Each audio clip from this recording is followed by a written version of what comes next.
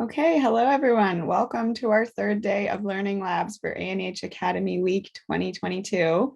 My name is Elena Martinez and I'll be the technical manager for this session titled Measuring Empowerment in Nutrition-Sensitive Agricultural Development Projects Using ProWEA. Thank you so much for taking part in ANH 2022. I want to remind you that you can find more information and resources for the conference on our conference website. Before I pass it over to the facilitators, I have a few technical announcements. So first, this session will be recorded and we'll post the recording on the conference website following the conference. You've all been muted upon entering the Zoom room, but please introduce yourselves in the chat and we'll have plenty of opportunities for interaction during this session. We encourage you to turn on your cameras if possible to participate in the session. And lastly, if you have any technical issues, please check your audio settings and internet connection, and you can always message in the chat box to answer any questions and help field any issues that come up. So with that, I'd like to pass it over to Ruth Meinzendick to get the session started. Thank you, Elena. Really appreciate this opportunity and welcome to everyone here. I wanted to share a little bit about where this is coming from. We have had, this is the 10th anniversary year of the Women's Empowerment in Agriculture Index, or WEA, and we've had a huge uptake of WEA and their children, including ProWEA, in our first 10 years. We count 229 organizations in 58 countries that are using it in some way. With that has come demand for training on how to implement this well. In response to that, we started a distance learning program, and that includes the fundamentals module that you took as the first component. We're also developing several instructor-assisted modules on survey implementation, computing the index, qualitative methods, and integrating and reporting. Today, you're going to get a sampler of those other modules, focusing on one component of ProWEA, which is also among the most challenging. That's the time use module. We hope you'll find this useful, and we hope you'll be able to use it and keep in touch with us about how you use ProWEA. You might become our 230th organization or our 250th. I think we'll have a special prize for the 500th organization that we know uses it. And so we look forward to learning with you. Over to you, Ara. Thanks, Ruth. Hi, everyone. My name is Arago. I'm the program manager at FPRE. Before I start, I'll put a Google Doc link in the chat. This document has today's agenda in the table and links to the session materials. Let me know if you have any trouble accessing it. Just please put that in the chat so one of our team members could help. And please let me share my screen for this intro. Okay. Great. Okay, so let's see. Okay, on this PowerPoint slide, I put together some pictures of our team members since we don't have time to introduce ourselves. This is the current WEA team at FPRE and our collaborators and many others that I couldn't include pictures. And now I'll quickly walk you through the agenda.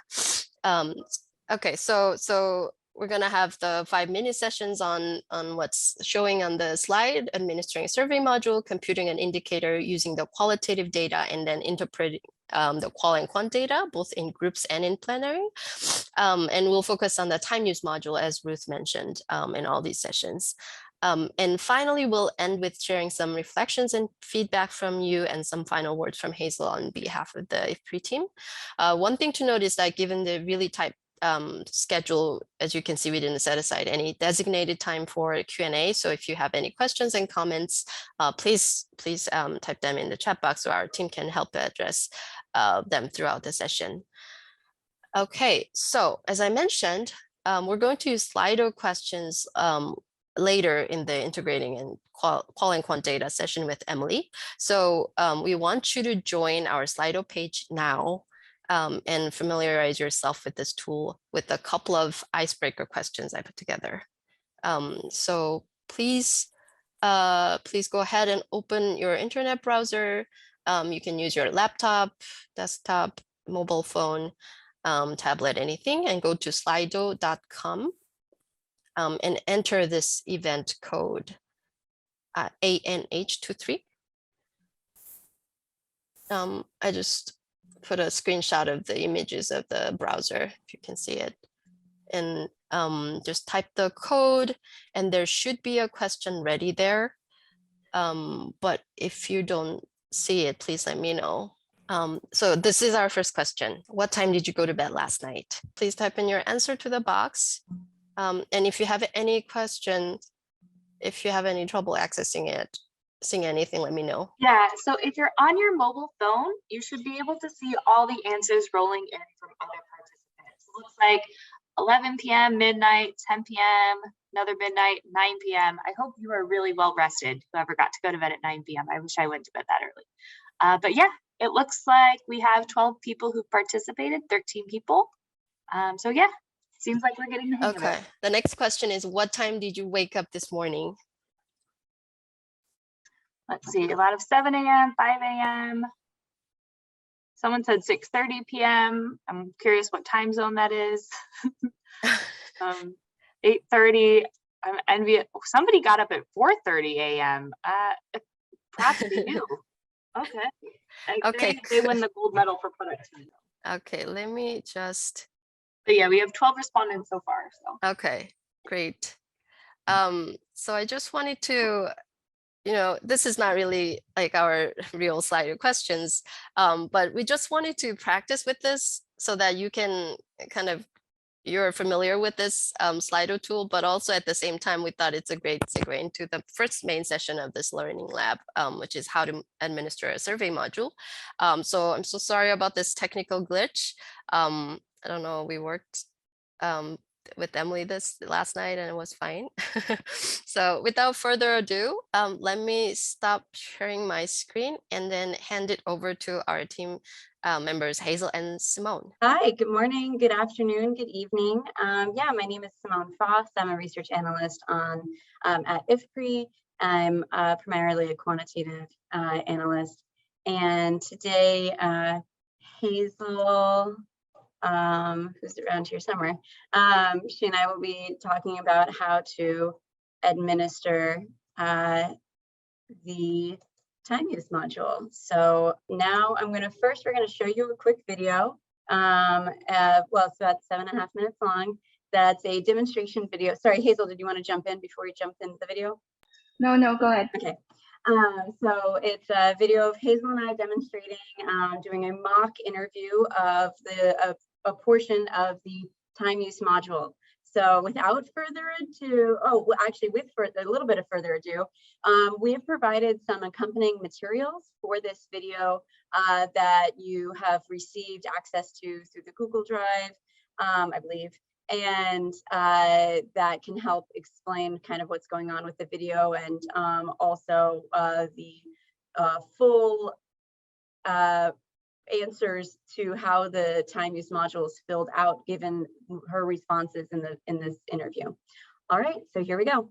Hi everybody, and welcome to this time use video demonstration for the ProWea time use module. My name is Hazel Malapit. I'm Senior Research Coordinator at IFPRI.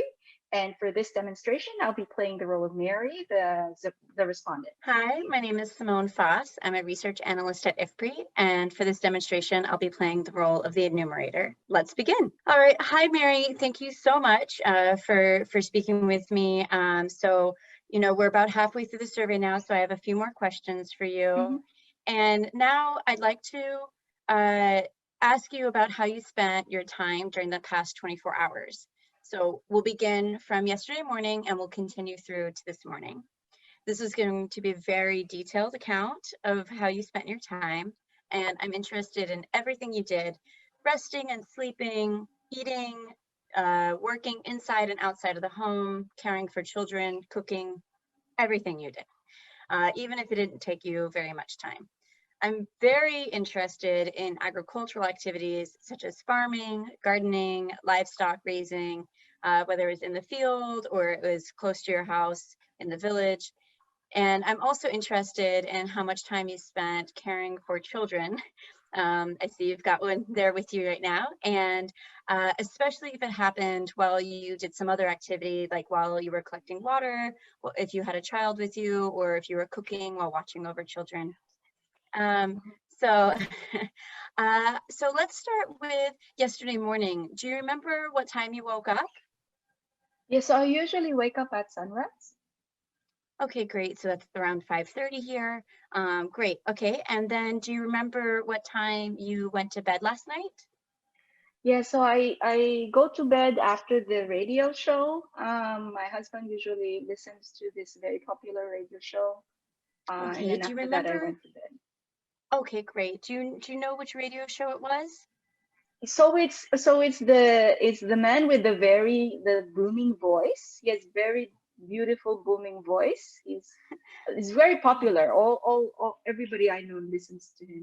Okay, yeah, I think that's the BBC Zambia radio show. Okay, yeah, Yeah. that's it. Yeah. Okay, great. Yeah, that usually runs until about 9 p.m. Okay, so and you went to bed right after the show ended? Yeah. Okay, excellent. Okay, great. So you woke up at sunrise, and what did you do after that? So when I woke up, I washed my face, and then I went to the borehole to get some water. Okay, and about how much time do you think you spent at the borehole and bringing the water back to your house? Is the borehole far from your house? It's a very quick walk, but we usually need to go several times, and there's a long line sometimes. And yesterday there was very long line, so probably took us an hour. Okay. Okay, great. And were you alone, or did you have a helper? Yeah, so he helped me, and I had the baby as well. Okay, you had both of them. Okay, great. Okay, wonderful. So that took you about an hour. So let's say you got done at maybe 6:30. And then once you were back at your house with water, what did you do after that? Yeah, so when we come back, then I have to cook some breakfast, prepare the breakfast, and help the kids, feed the kids, and help them get ready for school. Okay. And so which ones go to school? Yeah, so I have my two older kids. I have another daughter who also goes to school. Okay, so great. Yeah. And about what time do they go to school? Yeah, so they usually leave around 7:30. Their school usually starts at 8. I don't get it. What is it? I don't get it. What is it, sweetie? I don't get what you're saying. Oh, you don't Oh. understand. I'm pretending to be married. Okay, great. School. So he usually heads off around 7:30, and then so after he goes off to school with his sister, what do you do? Yeah, and then once the kids are in school, once the kids left the house to go to school, then I have to clean up a little bit, and then get ready to go to the field. Yeah, so. Okay. Do you spend a lot of time cleaning up, or maybe 15? Yeah, maybe like 15-20 minutes. Okay. Okay, great. Okay. And then how long does it take you to get out to your field? So the field is about 20-minute walk here, and I and then I leave around, I don't know, I guess I leave around 8 or something.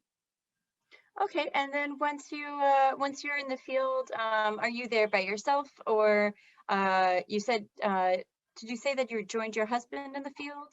Yeah, so he goes, he goes straight to the field to get an early start, and then I join him after the kids are in school.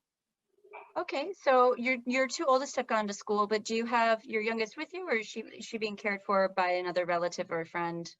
No, I have to carry her with me. So okay. With us Okay, in the so you field have the her whole with her day. the whole time you were in the field yesterday? Yeah. Okay, great.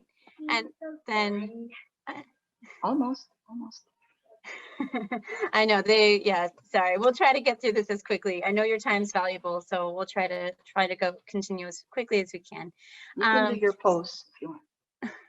So how long, until what time were you in the field? Yeah, so yesterday we stayed until after midday. Okay. Yeah, there's a lot to do, so we couldn't finish until after midday. So. And what kind of activities were you doing in the field? Yeah, so we're preparing the field to plant our maize crop because the rain's about to come. So Okay. we want to make sure the field is ready. Okay, great. And then so you were, let's say maybe you were there until maybe about 13 hours, about 1 p.m. Sounds like that, a little after midday. Yeah, And then yeah, once you maybe came like back, 1:30. Yeah. oh, okay. Okay, great. And then after you came back to your house and you left, or after you left the fields, where did you go and what did you do? Yeah, so we went home and then I had to make lunch for myself and my husband. Okay. Okay, great. All right. Well, thank you, Mary. I think we're going to take a little pause here and continue the survey another time. All right. Well, thank you so much for watching this video. Right now, that's the end of our interview for the purpose of this demonstration.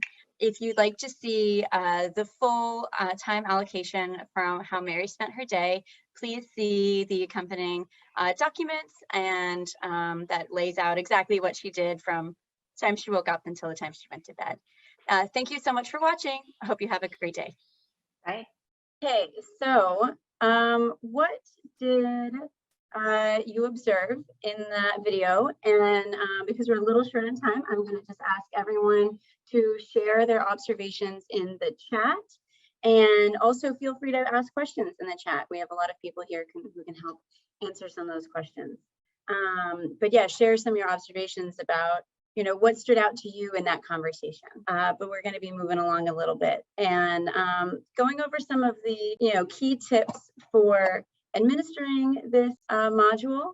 The enumerator, one of the key tips is that the enumerator should first ask the respondent some of those questions that we asked you earlier, or we were trying to with Slido, including what time did the respondent wake up the previous day, and they should fill in any time before that time as sleeping and resting. So we look at what they did from 4 a.m. the previous day up until 4 a.m. the day of the interview. So anytime before 4 a.m. or before they woke up, like between 4 a.m. and the time they woke up, gets filled in as sleeping and resting. Next, the enumerator can ask what time he or she went to sleep the previous day, and then fill in any time after that as sleeping and resting. So doing these first two steps in the beginning sets the time boundaries for the day that need to be accounted for. Then as the respondent narrates their day and describes the activities they did, the enumerator should ask, did you also care for children while doing this activity? The enumerator should check the box that appears on the survey if the respondent was also caring for a child while doing another activity. So that means that childcare is a secondary activity that they're also engaging in. If the respondent is not actively caring for or interacting with the child, maybe the child is sleeping or playing nearby, as long as they are the ones who are, or the person who is responsible for the child during that time, it should be counted as yes, and the box should be checked for the appropriate time interval. Another tip is, depending on the context, it may be very useful to use common time markers to help respondents recall activities in relation to other events that happen predictably throughout the day. Maybe they always take lunch at about the same time. The children go off to school at the same time. In certain countries, prayer happens at specific hours throughout the day, as well as knowing the local sunrise and sunset time to kind of help build these boundaries and benchmarks throughout the day. Then here is an example of what the time use module looks like filled out. So the time intervals are marked in 15-minute intervals, and one activity can be marked for each time period by writing the activity code in the box. Do not leave any of the time intervals blank. If an activity is done over longer periods of time, beyond 15 minutes, the same activity code should be repeated for the duration of the activity. For example, if activity E was done for 1 hour, E should be marked in 4 consecutive boxes. You should never have more than 1 activity marked for a single time period. If the respondent was doing multiple things, for instance, eating breakfast and listening to the radio, ask the respondent which activity was the primary focus, and enter that activity code for the appropriate time period. If an activity is completed for the majority of 15 minutes, so up to 8 minutes, then mark, or 8 minutes or more, then mark the entire box of that activity. However, if an activity is only completed in less than the majority of 15 minutes, so less than 8 minutes, do not count that activity in the table. For example, if the respondent ate or drank for 20 minutes, only 1 box should be filled in because they did not complete 15 minutes plus 8 minutes for a second box. So 15 minutes is accounted for, and the remaining 5 minutes of eating and drinking is lost because it does not reach 8 minutes. However, if the respondent ate and drank for 25 minutes, then 2 boxes should be filled in. A box can never be split. So it is important for the enumerator to be very familiar with the activity codes, to be able to fill in the right code as the respondent explains their day. When a respondent describes many activities in a short period, such as their morning routine, it's important for you to use, as an enumerator, to use your best judgment to figure out which categories the majority of the activities belong in. So there's some categories such as domestic care, domestic work, which is the water, fetching, fuel, caring for children is, a general activity. There are a few different things here that kind of you can group in. But yeah, I hope that this was helpful, and I hope that people are getting their questions answered. Hazel, do you want to add anything in before we hand this back to Ara? No, just I think there are a few observations on the chat that were really interesting, and I've been trying to respond there. So please keep them coming. Okay. All right. Excellent. Thanks, Simone. Thanks, Hazel, for responding to the chat, the questions in the chat. We're only a few minutes late. Great.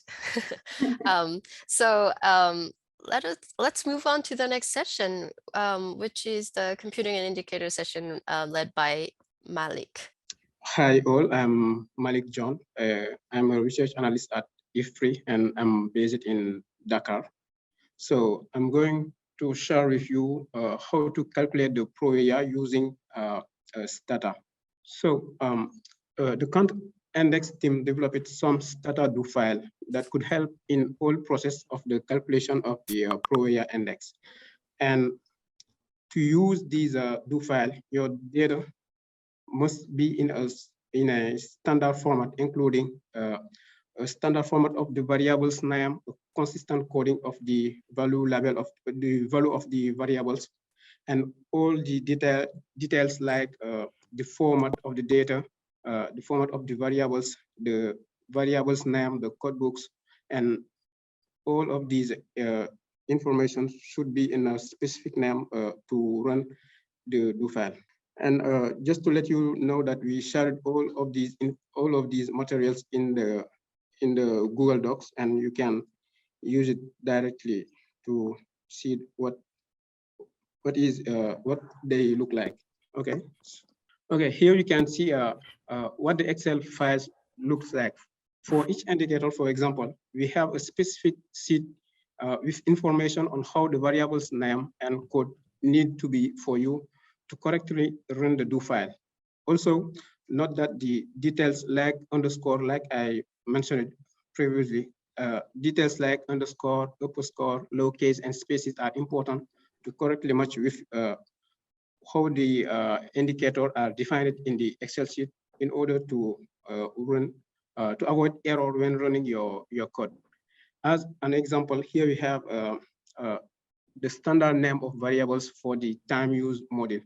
And here we can see that in the column D, all the response here are coded from A to X, and each letter here refer to one activity, and we are going to give some detail on this activity after. But the essential point here is to know that all the variables names are specified in this Excel file, and you need to give more attention on the naming of your variables in order to run the do file correctly, because all these variables names specified in this Excel file are used in the stata do file in order to run correctly the do files. Okay, here for example, we have an example of a stata data set on time use model. The first variable here is G1, and it is the household identification. And the second one is the individual identification. The second variable is the identification of individual in each household.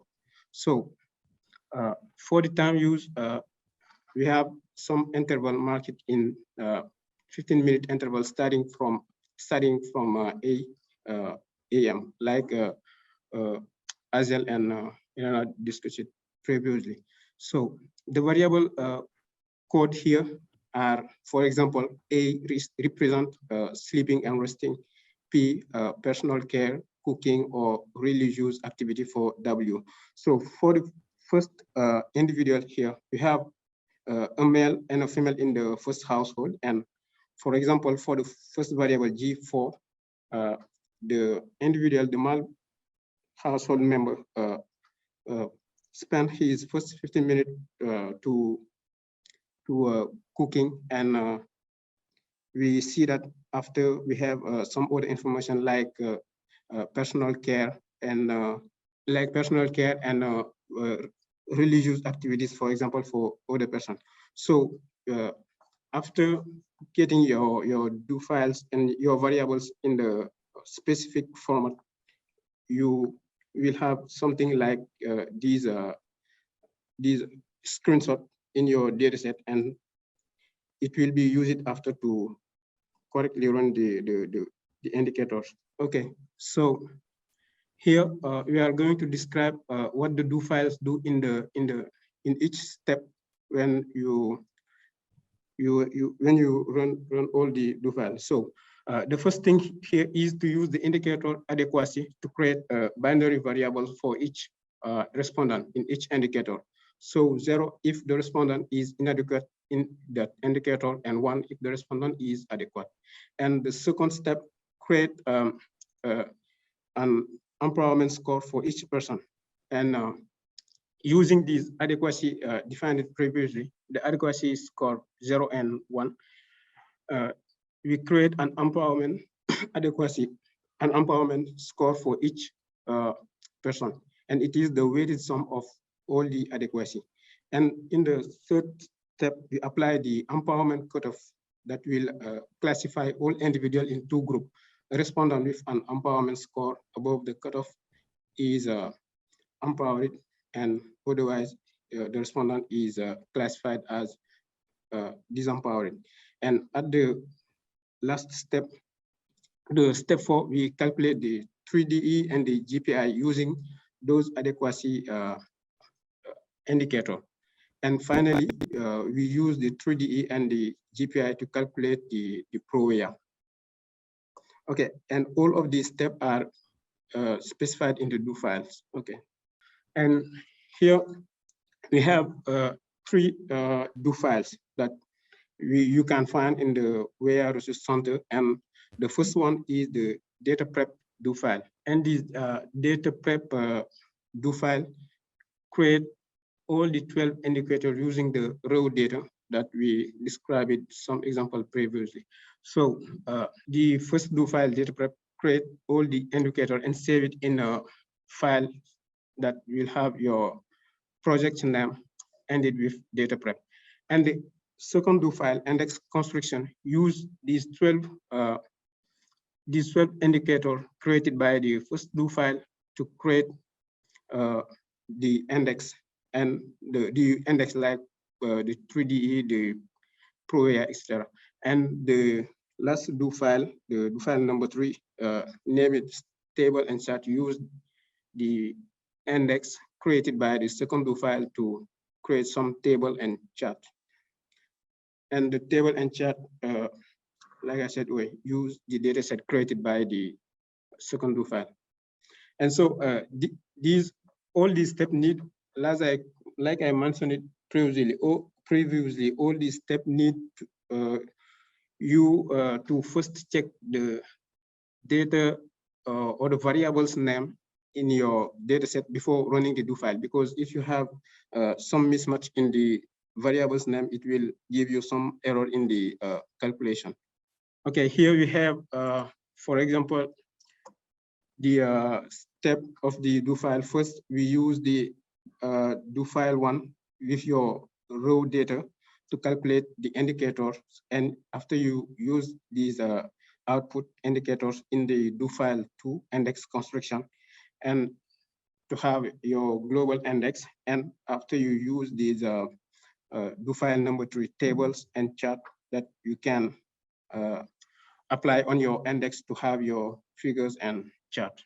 Okay, so here we are on how to run the do files. Okay, the process for running a do file is the same for all the three do file. And we have 4 easy steps to run the do file. And first, you need to change the working directory to the file on your computer where you save your raw data. And after that, you change the project name to your project name. And after, you need also to change the name of the data file to the name of your data file. And finally, you can directly click on run to have your result. Okay, in the next slide, we can see here an example of a do file execution. So at the first point, we have to change the working directory on your computer where your Provea data is stored.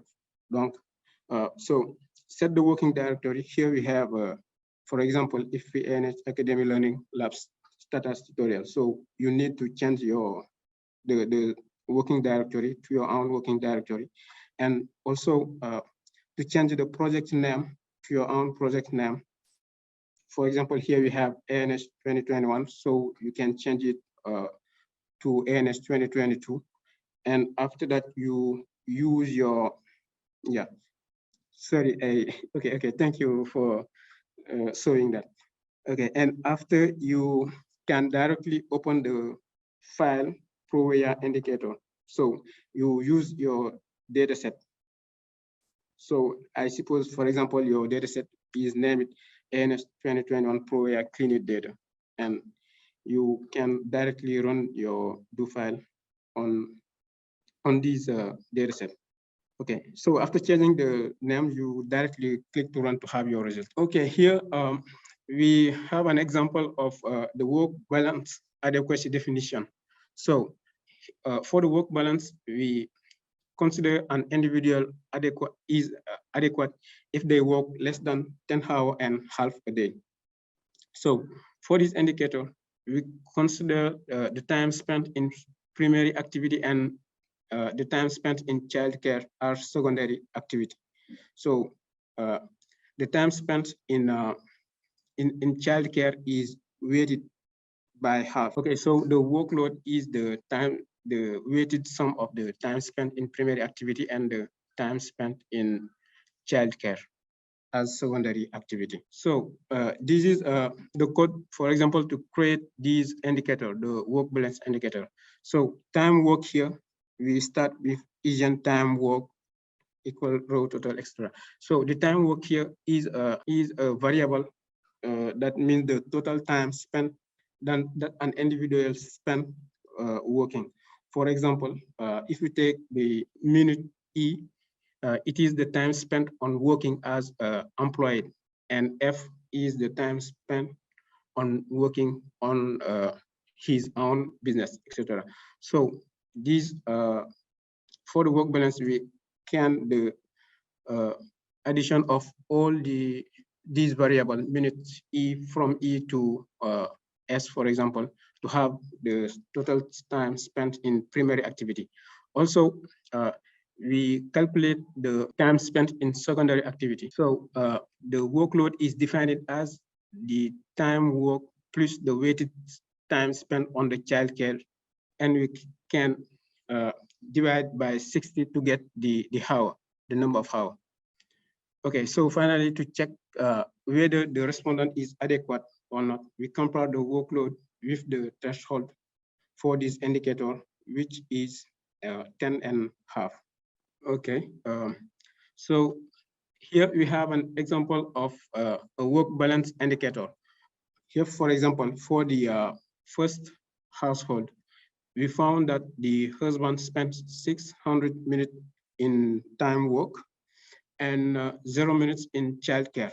So his workload is 10 hours, and he is adequate in this indicator because he spent less than 10 hours and half. Okay, so the husband or the male member of this household is adequate in this indicator.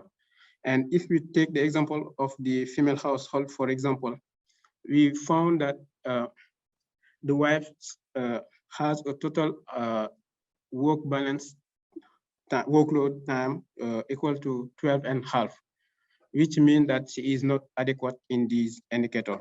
So for this indicator, she is coded as inadequate, which is represented by 0.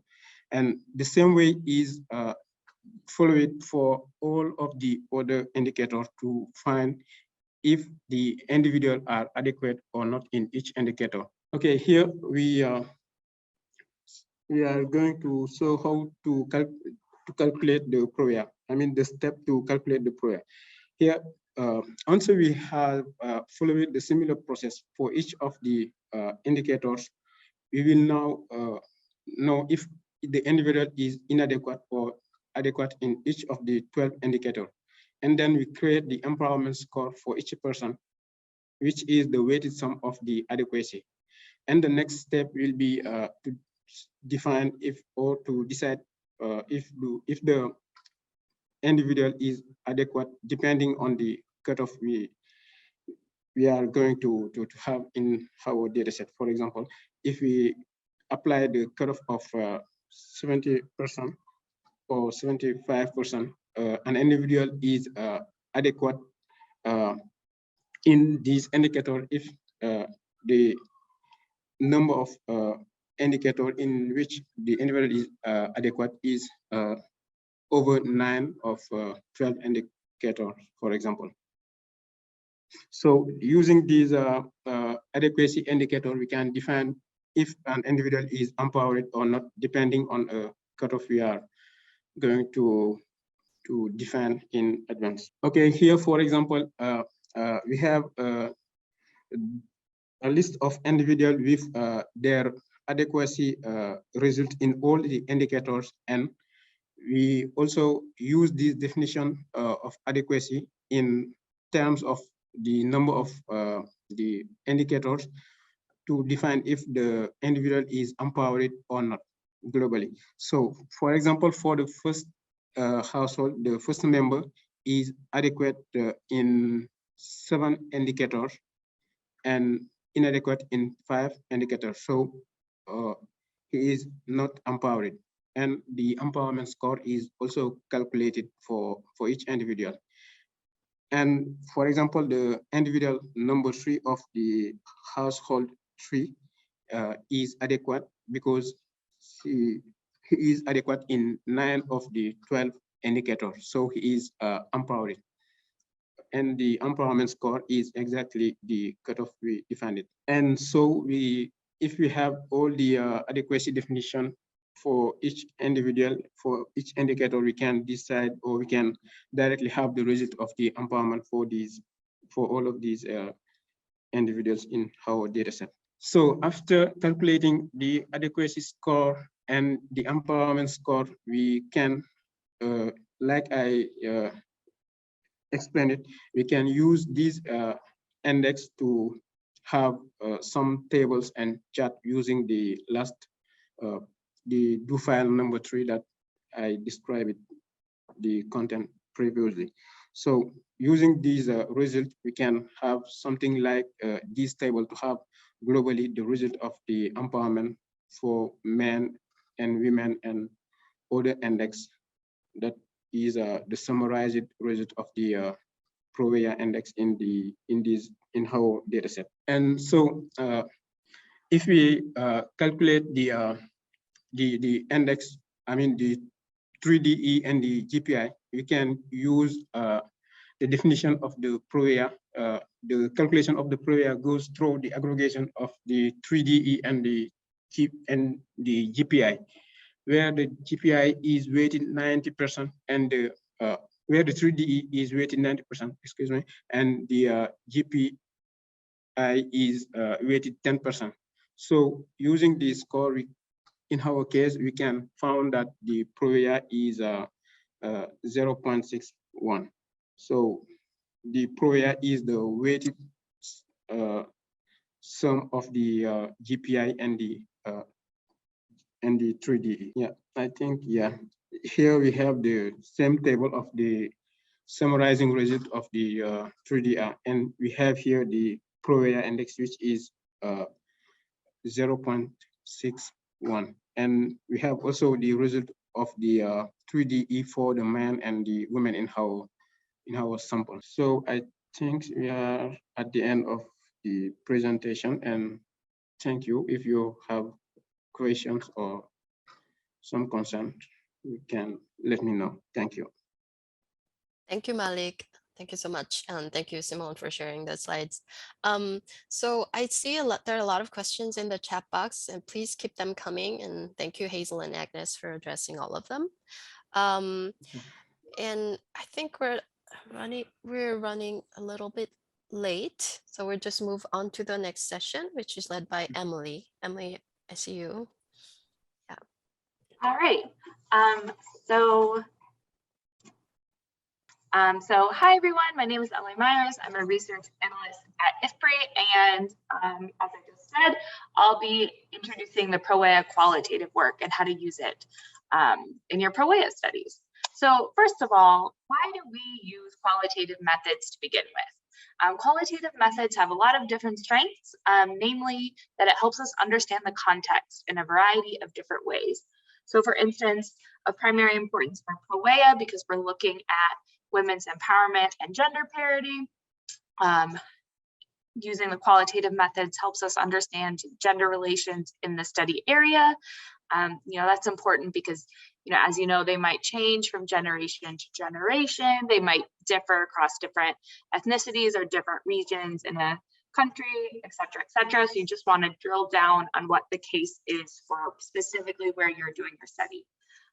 If you're using ProWeA to do an impact evaluation of a project, using qualitative methods can help us understand the project and how it's implemented and how it's perceived both by project implementers and project beneficiaries. Helps us understand the respondents, just their motivations, what their challenges are, what their aspirations for the future are, all those kinds of things. And then finally, the quantitative results as well. So for instance, you might have a particular theory of change for your project, and you might not see movement on different ProWeA quantitative indicators that you would have expected. So if you have some baseline quantitative data, you can include a few questions in your qualitative protocols that get at why or why not different ProWeA indicators have changed, for instance. So overall, in ProWeA, we have several different qualitative protocols. Malik had mentioned the WEA Resource Center in his presentation, and you can find all of the ProWeA protocols, the qualitative protocols on there.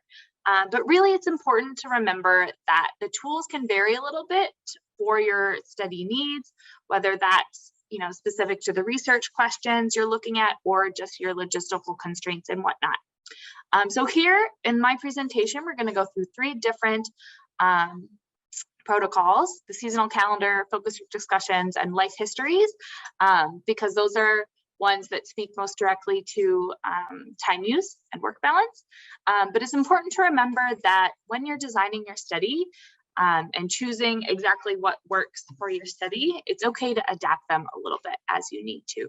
So you can add additional questions that look at your specific intervention, for instance. So moving along. So the first protocol that we're going over is the seasonal calendar. So the purpose of this is to, show how production responsibilities, agricultural production, are distributed by gender and age, and to really show how seasonal variation affects time use for women and men. We typically recommend that the seasonal calendar is an activity that's done by about 4 to 5 different individuals in the community. One important thing to remember is that if you're working in a context where it's more socially acceptable to keep men and women separate, you would want to have sex segregated groups. So for instance, like some South Asian context, you would want to have women and men separate so that they could speak more freely, more comfortably, as opposed to putting both men and women together. So this screen grab at the bottom of the PowerPoint is taken from the protocol. So you can see, or the protocol that would be available on the WEA Resource Center. So you can see how you just have your different crops listed in a column on the left, men, women, girls, and boys, and then the calendar months across. And you just kind of mark off what activities are completed by what group when. So when you actually do this in the field, this is what it looks like. And this is a sample from Ghana. So you can see the millet, the maize, the soybeans, the rice. And you can see that, agricultural production really starts to pick up kind of in like May, June, July, August kind of being the busiest. But it's a really great way to take a step back and see when people are busiest, which is really important when you do multiple rounds of your quantitative data. So, if you've done, data collection in January, that the time use data you've collected is going to be affected by the fact that they're not doing as much agricultural work versus if you do your second round of your survey in August, you'll see that everyone's a lot busier. So it just kind of helps you position your quantitative results for time use in, when the slack or lean or busy seasons are for your particular study population. So next up, the focus group discussions. Generally, the purpose of a focus group discussion is to illuminate variation across a group. And I've kind of broken it down into 3 different parts here and how we can think about it. So in accordance with good best practice in qualitative work, you always want to kind of warm up your participants, start building some rapport, kind of demonstrating that your facilitators who are conducting the focus group discussion are trustworthy, that kind of thing. So we just kind of like warm up by saying, can you tell me a little bit about men or women in your community? What do most people do here or there? One thing I should have mentioned earlier is that in your focus group discussions, we advise, again, having them separated by sex, even if they're in contexts where men and women interact more in public and that's more socially acceptable. Since we do want to understand gender norms overall, we want to keep them separate because we want men and women to be able to speak freely, because women might want to say something, have a comment about how men generally treat women in the community, for instance, and they might be more comfortable doing it when there aren't men listening to them. Anyway, we also include questions about local understandings of empowerment. So, obviously pro-WEA, we have our definition from Naila Kabir about how empowerment is a process and, gaining the ability to make strategic choices. But of course, how people in their day-to-day lives actually think about empowerment is important to contextualizing all of our data, whether that's the rest of the qualitative data and the quantitative data. Because of course, not everybody's walking around with their academic cap on like we are. So, one of the ways we get at how people understand empowerment, though, without just directly asking what's empowerment, is, how would you describe a woman in your community who's able to make important decisions and put them into action? So part of the point of the qualitative protocols is to get at the information we're curious about without planting like too many seeds. Or like giving them the answer, because some people in some contexts have participated in enough NGO training, for instance, that kind of adopt this NGO speak and kind of spit back these definitions they've been taught by what they're honest, like the most accurate true opinion is. So we kind of, you know, need to use the qualitative to get around that. But anyway, so how we adapt this for our real world projects to better get at time use and understanding it. I have some sample questions here on the bottom. So for instance, you know, it might be a series of questions that kind of all work together. So, you know, which agricultural decisions do men and women in the same households make together? How has their participation in a project affected the way those decisions are made? And then the kind of question I usually find the most insightful is, you know, what are the most common topics of disagreement and how are they resolved? Because sometimes you'll find that men and women don't think that conflict resolution unfolds in the same way, which is really interesting. So you can kind of uncover more information about power dynamics depending on who says what about how an agreement is achieved. So moving along to life histories. So life histories are conducted in one-on-one interviews, so you don't have to worry about doing like sex segregated groups like you do for the seasonal calendar or the focus groups. But part of the advantage of having this one-on-one often is to illustrate change over time on important issues. Hence it's called the life history, because we want to know, you know, how they were as a younger woman, you know, maybe anything important from their childhood that still resonates with them through where they are now, and future aspirations. So one of the ways we kind of warm them up is just asking them about their experiences as an adult. So for instance, you know, what are just some things you can or cannot do because you are a man or you are a woman? And then kind of getting at the next layer, you know, like, is that something that you can or can't do because you as an individual, or are there other people in your community who can do that? You know, so are there certain men and women who can do those things? How do you feel about it? We also have some questions for women specifically. So we ask, you know, are there things that you would like to do but can't do because you're a woman? So that might get at time use a bit. And then, you know, under what conditions could you do those things? Which is a really great way at getting at, you know, what are your constraints? What are desirable changes you want to see in your life or in your community or potentially a project to be able to do those things? And then kind of like, what would happen? What do you think would change about your life if you could do those things that you wanted to do? And so again, with the real world project adaptations, when we're thinking more specifically about time use, you know, one of the ways we get at it is, you know, who decides, or do you, or does someone else decide what you do each day? And then if there's a disagreement, say with, you know, a house, another adult household member, maybe a mother-in-law, something like that, you know, how do you decide? So we're again kind of getting at conflict resolution and figuring out who has power over decision making. We also ask, you know, over their lives, when do women have more control over their time? And we might probe, you know, before marriage, after marriage, when they have children. And this answer will change a lot depending on your context. And we'll have some examples and quotes from actual studies in a bit. And then lastly, you know, one of the real world adaptations is just asking pretty directly, you know, what would give you more influence or control over your time?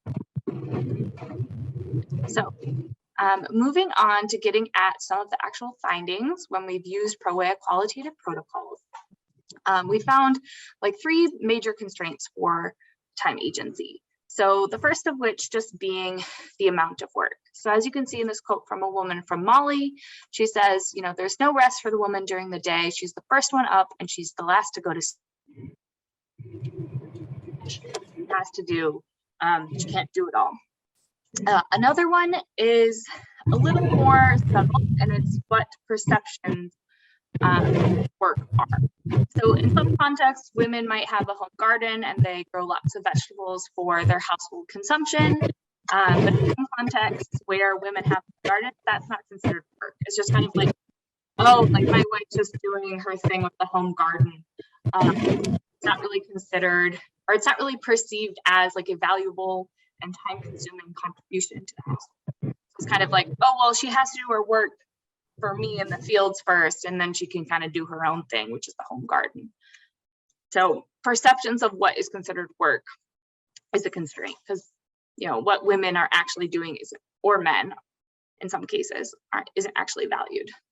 And then finally, gender norms around the division of labor. So here's an example from Kenya, and a woman had said, if you find a man washing dishes, women will talk about how that woman is controlling the man.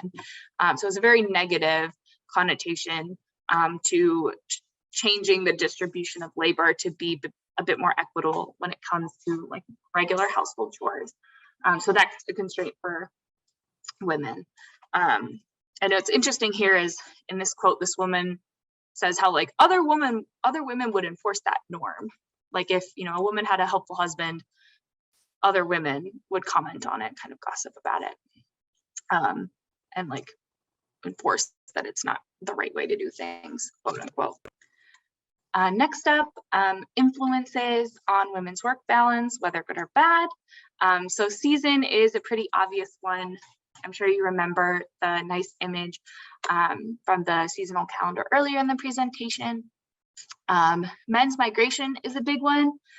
So for instance, I can think of in Nepal, some women would have husbands who would migrate to cities to do work, and they just wouldn't be able to manage like all of the household agricultural labor and their domestic labor like all by themselves. So it's kind of a negative influence on their time use. But in some cases, some women would say, yeah, but I have more autonomy to make more decisions over what's done. So that's another value add of the qualitative, is you can kind of see how the same factor affects women's time use or agency over their time, both positively and negatively, kind of at the same time. Also, there's the life cycle. So this example from Molly, this woman talks about how when she had daughters, she could rest more because she no longer has to do all of the cooking, collecting all the firewood. She can see to her own financial needs. So just kind of like having children that are old enough to help, kind of reaching that stage of her life cycle as a parent was helpful for her work balance. And then kind of related to life cycle, there's the household structure. So this example comes from Nepal, where a woman explains how, since we separated into a nuclear household and lived in different households, it's very easy and convenient for me, she says, whether or not I work is in my hands. Because previously when she was in the extended family household structure, she had to take orders from her parent-in-laws, and that's no longer the case when she's moved to a nuclear household. So just kind of like the household structure, but also, reaching a point in your life where it's appropriate for you and your spouse to form your own household is a pretty big influence on women's work balance. And then finally, there's the type of work. This example is from Benin, where a woman says, to use my time better, I have to respect my husband and put my household at the center of everything I do. In doing so, my husband will not be able to refuse me anything. I'll be able to do the activities that I want. So really what she's saying is, as long as her commitment to the success of the household is demonstrated in everything she does, she can do whatever she wants. But if she, takes a more independent route, that would not go over well, and that would cause disharmony in the household. So she's kind of really saying, like, you have to find the right balance of exercising your agency over your time and making sure it benefits others in addition to yourself. And so some key takeaways from across all the studies that I've used, I've looked at time use qualitatively, is that really we find that being disempowered in your work balance is a barrier to participating in other activities, like namely earning income. However, some interventions may change into household dynamics. So this example from Ethiopia, this woman explains how she has a good relationship with her husband, and he also supports her with the household work, like fetching water, collecting firewood, and cooking food when she's busy. And she directly attributes these changes in her relationship with her spouse to the increased understanding of the situation of women, which came through various trainings. So it's great news that our theories of change for empowerment are working. And then lastly, one of the interesting findings was that women deserve just more control of their time, not necessarily more leisure. So this woman from Malawi says, you know, after my divorce, it was like the world changed for me. And I developed into this woman you're seeing today. I was not supposed to say anything when we were in a group because when I speak, my husband will give me signs to stop talking. She says, now I can do whatever I want. So she's really talking about how, you know, she can make choices because she no longer has to answer to her ex-husband. And you know, kind of more in her interview, she talks about how she's like definitely ambitious, has goals, aspirations, and whatnot. Definitely someone who works hard and doesn't want to just do less work. So important to remember that actually, like in some cases, maybe an increase in workload might be empowering because it was made like according to her desires and choices, not because she had to or somebody forced her to. So choice is important. And then lastly, just here's our citations. And now I can't see the chat because I have it in the presentation mode, but we'll be moving on to our group activity. So if I'm not mistaken, Ara will be putting us into breakout groups shortly, but really quick, I'm just going to introduce some of the materials. So don't worry about taking notes, getting all of this information absorbed right this second. We'll give you an extra copy, but the case study we'll be working on in small groups is a project that seeks to empower women through new agricultural technologies combined with a gender sensitization training that addresses workloads. So we have a few short samples of both quantitative and qualitative data that focus on work balance. So here you can see, we'll give you all the information on the basis of gender, the control and the treatment, the impact for all the indicators. And we also break down that work balance indicator a bit more into the productive hours, the domestic work, childcare. A copy of the seasonal calendar we'll be working with, and some qualitative quotes from a focus group, and then a story from two different women, Mary and Lizzie. And then lastly, we had a key informant interview with project staff. So we'll have all this information, but lots of good stuff for us to work through. So thanks, and I'll hand it to you, Ara. Thanks, Emily. So those groups, I just put you all in 3 different groups. And once I open it up, you're gonna just automatically join into these groups, and you will have about 15 minutes to discuss the guiding questions we put together in the Google Doc I just shared in the chat. So please open that up. I don't know if you can still click that once you're in the group. So please make sure to open that now so that you can see all of the questions that you have to address in the groups. So I think everyone is back. So what we're gonna do in the next, hopefully 15 minutes, Emily, do you think you can make it?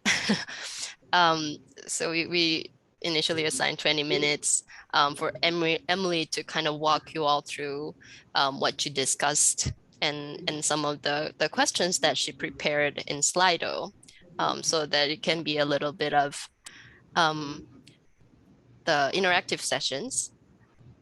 There is one message from Hazel. I'm just parking a question for later. Sorry. I'll answer it. Don't. Yeah. All right. Go to the Slido. Sorry about that. Okay. Is Emily here? Yes. I'm all here. right. All right. I will share my screen. Okay. So now we will have Slido in the second. Oh wait, can I? Yes, this is the correct section. Okay. So cross our fingers so we don't have any more technical challenges. It seems like we've kept it around with everybody being able to join the breakout groups.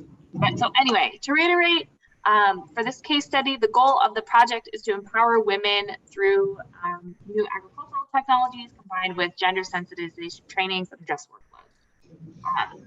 And we're focusing on work balance, of course. That's the theme for today. So I'm sure this is very familiar now from our small group work. Again, here's our seasonality calendar. Oops.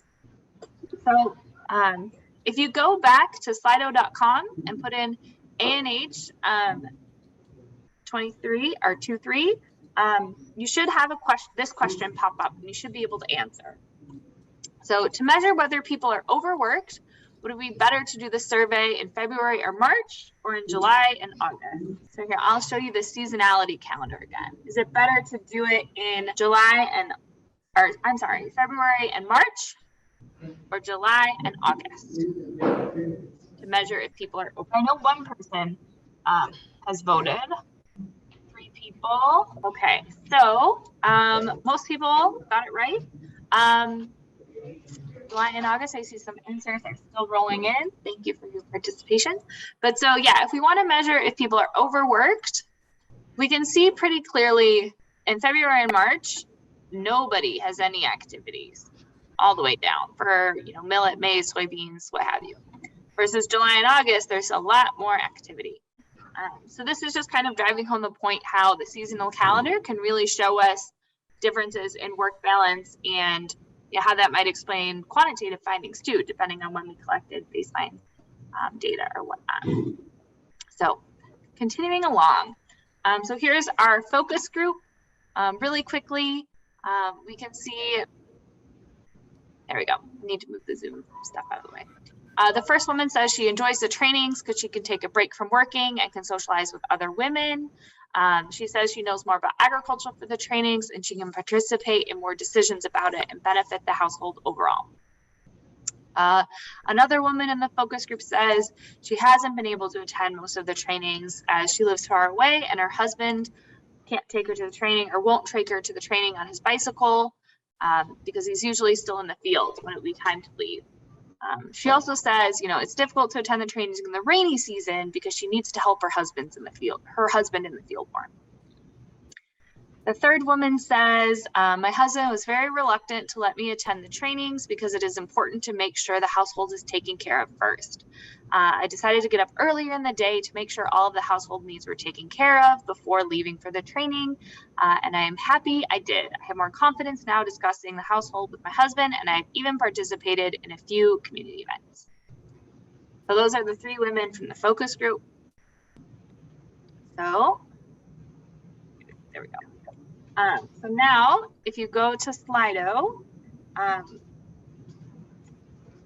why do you think more women are working more hours as a result of the training? So remember, in the quantitative data, it was shown that women in the treatment group worked significantly more hours than women in the control. So you should be able to type in an answer. So far, no one's participated.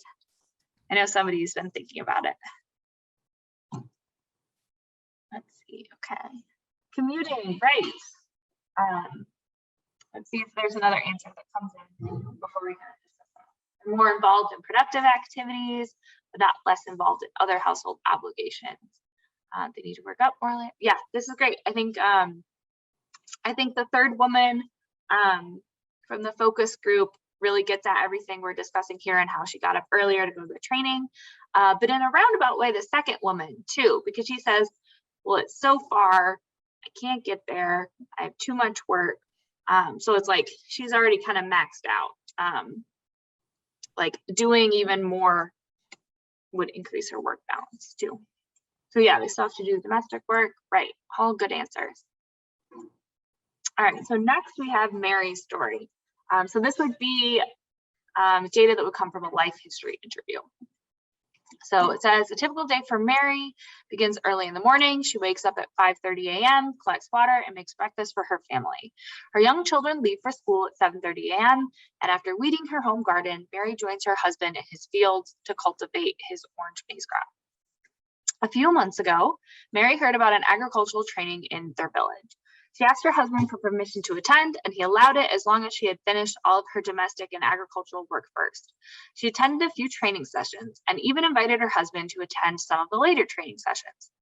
Together, they learned about decision-making and received messaging on gender sensitization strategies. Mary's husband also saw important men in the community at these training sessions. Since the training, Mary and her husband have had more inclusive discussions about her role in the household and earning a livelihood to support the family. She and her husband's communication and trust have improved greatly. Mary's husband is more willing to watch their young children and prepare them dinner so Mary can attend additional trainings and community events. Mary has gained new skills in marketing the orange maze products and even surplus vegetables from her home garden. As a result, Mary's family enjoys more income overall, and Mary can spend some time on her earned income from her home garden at once without having to discuss it with her husband first. So our next slide of question is, what kinds of agency does Mary show? All right, I see 3 people have participated, 4 people, 5. Let's see. All right. So intrinsic agency. This is important because it says she was motivated to go, she was motivated to finish all of her household work so she could attend. You know, instrumental agency, she has increased income because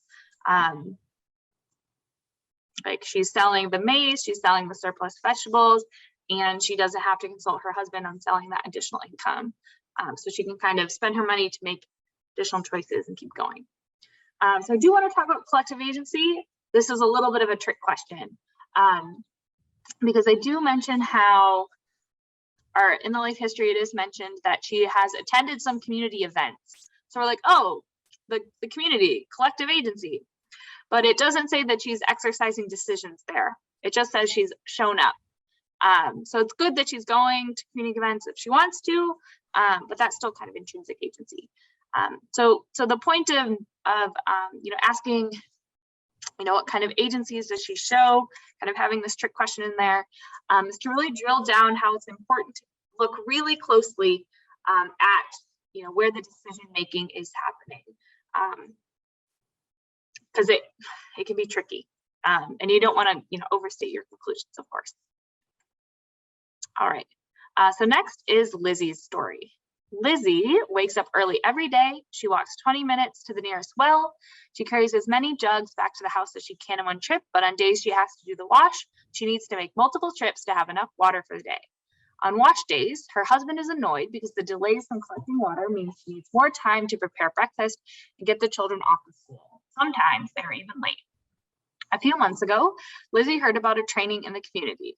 Her husband allows her to attend after she finishes her chores, but since the training location is so far from her home, she usually arrives late. She also has to leave the training early to get home before it's too dark. Taking a local bus is an option, but Lizzie feels pressured between paying for the bus fare or buying fertilizer for her home garden, which sometimes generates income for herself when she has surplus vegetables to sell. Lizzie hopes that in a few years, when her daughter is older, she can help her collect water in the morning so Lizzie can complete her chores more quickly. All right, so our next question, what constraints does Lizzie face? I don't see any participants yet. Remote location, living far from the training, too much work, not enough time, an unhelpful husband, limited income, time and money. Yeah, no support from the husband, not enough income, right. So you can kind of see how they're all connected. Like, well, if she had money for the bus and the fertilizer, she wouldn't have to choose, but she doesn't always have both. So she could walk, but then that takes more time than taking the bus. It's not safe to be out at night. Yeah, just kind of lacking time. So it's kind of like the income and the time and the distance and the household chores and the husband, like all of that is kind of working in one environment to constrain her. So lots of different constraints that affect one another. All right, so lastly, our key informant interview with the project staff. So this staff member, the staff implementer is a man and he has a background in agricultural extension. He says for their project that they offer useful training for women on new climate smart agricultural practices. The project has even started adding gender sensitization, showing women how they can get other family members to help out so they have time to increase the food they grow and market it. But women do not show an interest to attend, or if they come to the first session, they do not follow up and learn everything they need to adopt the technologies. They're not serious. So what insight does the interview with project staff provide? This would be the last slide of questions for today. Anybody? There we go. The trainings are targeting women, not men. Women are not interested in the training. Women are not able to attend all of the trainings. Maybe they don't find them useful. There's other constraints. The project staff don't know their targets well. I think that is a great answer because yeah, he says, oh, like the women are interested in coming, But he doesn't know, in the case of Lizzie, that she lives really, really far away and doesn't have money for bus fare and fertilizer. So like he just knows that not all the women are coming. Yeah, they're not reaching women effectively, and you need to understand the context. Women are not attending trainings, and we don't know the reason. Yeah, I think what people are picking up on here is yeah, needing to understand the context. That's important for the research teams, but that's also important for the project implementers, because we can't have an effective intervention unless everybody understands how the intervention needs to work. So maybe if the project staff had known, in the case of Lizzie, it was a negotiation between buying the bus fare and buying fertilizer, maybe they'd be like, oh, like we can change and include a transportation stipend, or there's actually a lot of interest for women in this area as well. We could open up another training session that would be closer to all these other women who are all having this commuting issue. So yeah, interviewing project staff only may give you a very different picture of what's happening.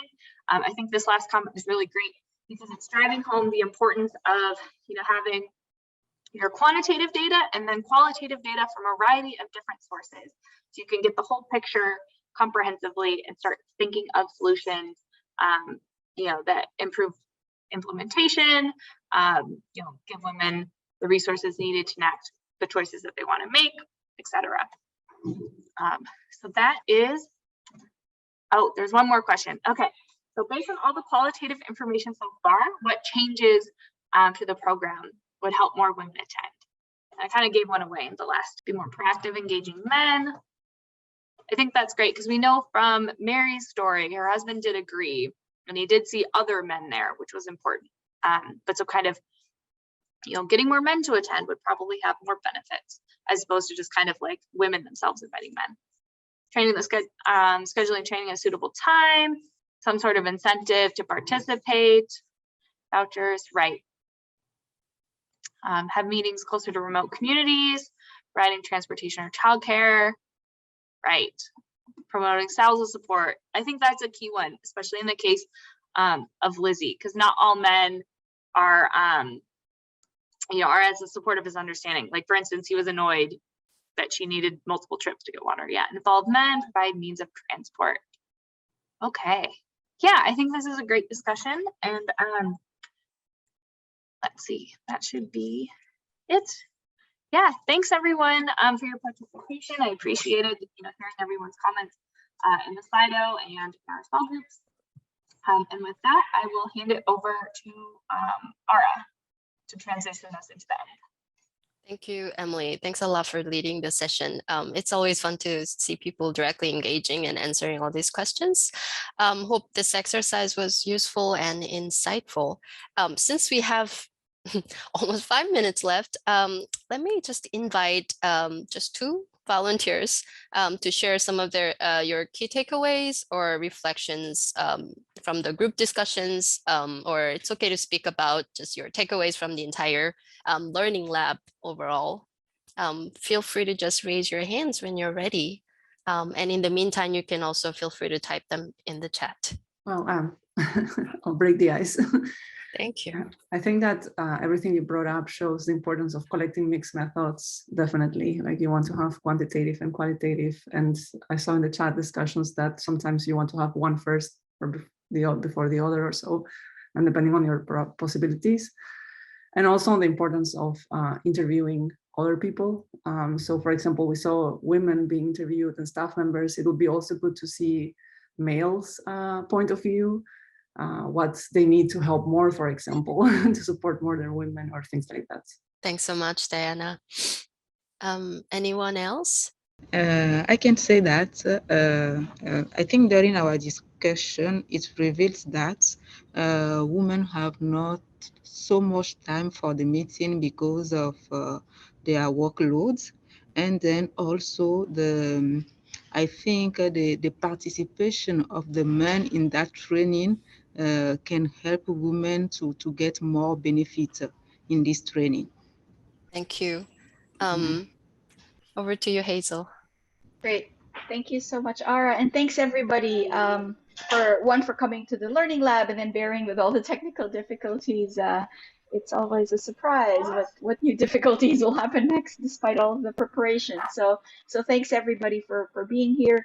I guess just to close, I just wanted to remind everybody that there is the WEA Resource Center where all the materials on the WEA are available, including the survey modules, manuals, do files, all of that. There's also a new interactive decision tree that can help you identify which version of the WEA is useful for you if that's something you're still thinking about or struggling with. So those are some of the links that are available. Maybe somebody can drop the link in the chat.